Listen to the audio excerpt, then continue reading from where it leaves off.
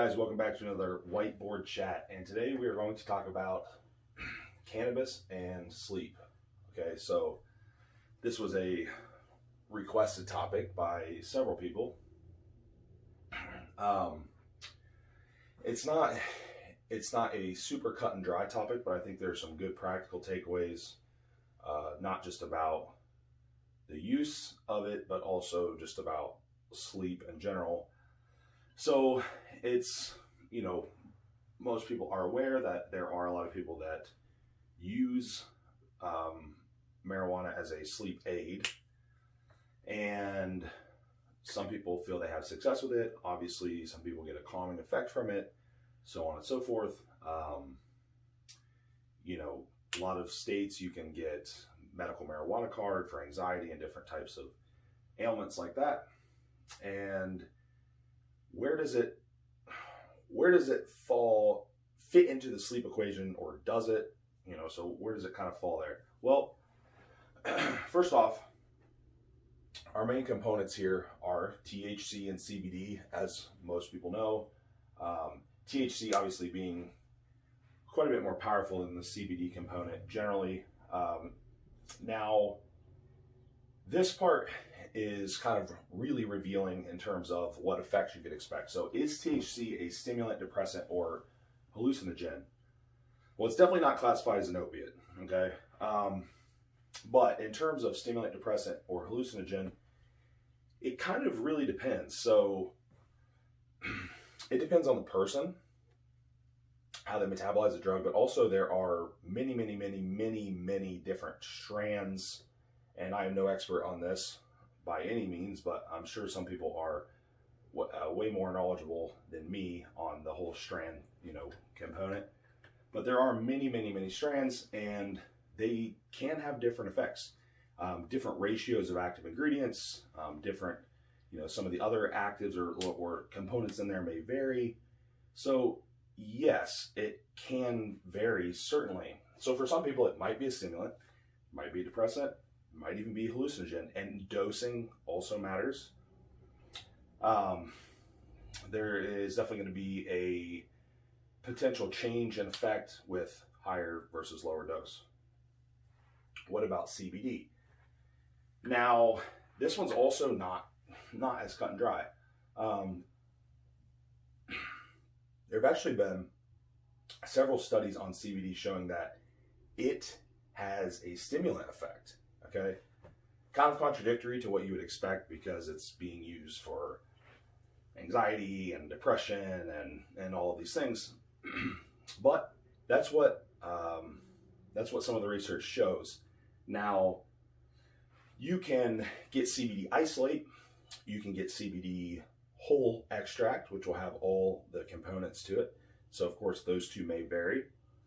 Dosing again may vary, but it's worth mentioning CBD in there since it is a component of the whole plant and the whole compound. Okay, so where does it fit into sleep equation? Or does it fit into sleep equation? I think it's important to understand context. But first, let's talk about what some of the research shows and what I've also seen anecdotally through things like using an Oura ring tracking and Whoop band tracking devices and things like that. So what do they show? Well, it does vary a little bit. However, as a whole, what I found is, and the research seems to mostly support this, but there isn't a ton of research, is that it actually probably makes sleep quality worse. Sleep quality worse. I did not say sleep quantity or your ability to get to sleep, because that is a different topic, but it probably makes sleep quality worse. Now, you'll see up on the chart here, in 1 and 2 and 3, these are phases of non-REM, so non-rapid eye movement sleep. This is where you're in deep sleep. This is where the body's kind of healing, okay? You're falling into essentially deeper and deeper and deeper sleep as you get through the phases. What the research seems to show is that it does, in most cases, decrease the amount of deep sleep that you get. So that part seems it seems more or less across the board in the research that I've seen, and also matching up with the sleep tracking devices and stuff that I've seen. Deep sleep generally goes down. Now there is a caveat to that, which I'll talk about. REM sleep. So REM sleep you can think of as more of like mind restorative, I guess.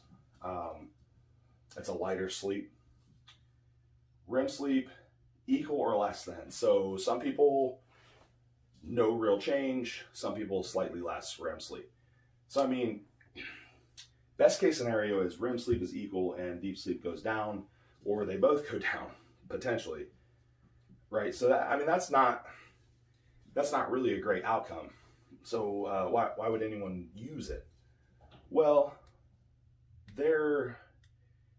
we have to look at like the whole equation. This is assuming that we can take a population and every single one of them have the same quality of sleep, same amount of sleep, same routine, all of that, and then we introduced these compounds versus a placebo group or whatever, right? Well, obviously that's not the case. Not everyone's routine and sleep outcomes are the same or even anywhere close. The folks that have anxiety or tend to not be able to fall asleep or wind down to fall asleep, they may gravitate towards this because, you know, if it's having a depressant effect in them, they may find that, hey, this improves my sleep. Sorry, I am losing my voice a little bit.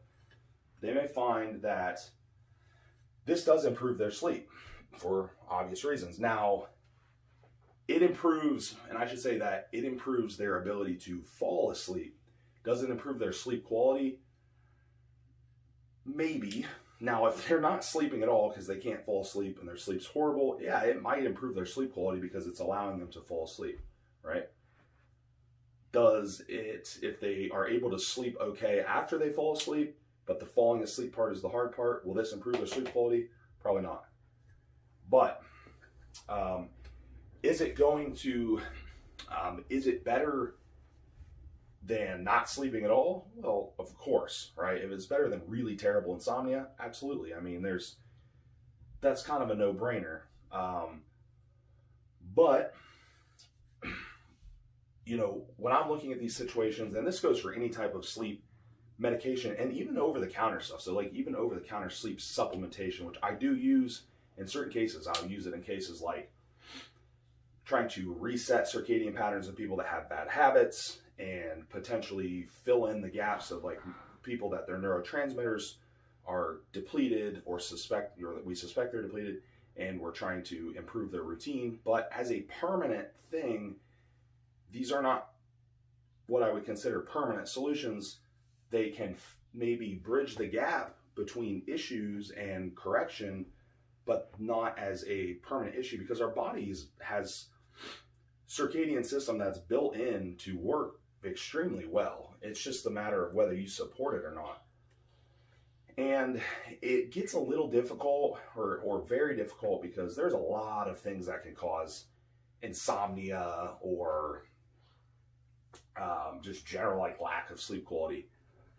It's not just about wearing your blue blockers at night and you know, doing your soft belly breathing or whatever. I mean, there's a lot of things that could trickle down from the daytime, habitual, other medications, other supplements, other habits. I mean, there's so many things that could potentially impact sleep that I can't sit here and say like, okay, well, you should do this, this, and this. Yeah, there are a lot of general things that everyone could probably do, but it's not always, figuring out an insomnia situation is not always as simple as just doing those things. There can be other reasons, you know, I guess sleep apnea too, of course, right? Which does need to be treated in a lot of cases. Now, again, yes, it's better than not sleeping at all. No, it is not a solution. No sleep medication is really a solution. Our solution is to understand the problem as to why you cannot fall asleep or your sleep quality is not great, and to give your body what it needs, both habitually, both you know, nutritionally, emotionally, whatever, you know, routine, stress, so on and so forth. We have to give it the right things to correct it. And if you do that, you're going to have better sleep than you're going to have with taking a compound that lowers your deep sleep and maybe lowers your REM sleep. Of course, if you're supporting your body and letting it do what it's supposed to do, then you're going to have the best outcome. I don't really have anyone take anything permanently necessarily. Now, occasionally, yes, as needed basis is yes, shift workers, yes, people with a lot of anxiety, yes, though we try to solve that still. So yes, like there are situations, right? And I should say too that as a general anti-anxiety compound to use during the day, it could be beneficial for some people. I'm not saying it's not. Like it's probably a better option than using a benzo drug or something, you know, of that nature. So yeah, like there are applications where it's useful, right? But as a sleep aid, no, it's not better than just like actually giving your body what it needs to support sleep. Okay. And that goes for a lot of medications. And obviously there are disorders and things that have to be treated with meds, and we understand that. But that's kind of what the research says, what I've seen anecdotally, places where it does fit in, places where it doesn't fit in, kind of all that context. And then I wrote discontinuing syndrome on here just because the research shows that it is hard to discontinue, and sleep quality can maybe initially go down even more at the initial discontinuation of it. But what I've seen, and you know, I have clients that use it, that have used it and stuff, and then they stop, and we fix, you know, regulate the routine and stuff. They pretty much always have better sleep in the long run, and they just don't need to take anything. They just have the right routine and right setup and right habits, and they don't need to take anything at all, and they sleep the best that way. Okay, so that's kind of the scoop on it. Research, do's and don'ts, where it may and may not fit in. I always encourage everyone to just get their body to function as good as they can. And of course, I'm not against medication or things like this in certain contexts. So yeah, that's my 2 cents. I hope that's helpful to someone. Hopefully, if you are having any types of issues like this, that you can really get to the bottom of it and not have to take any type of medication or drug to combat whatever side effects you're having. So hope that helps. Talk to you guys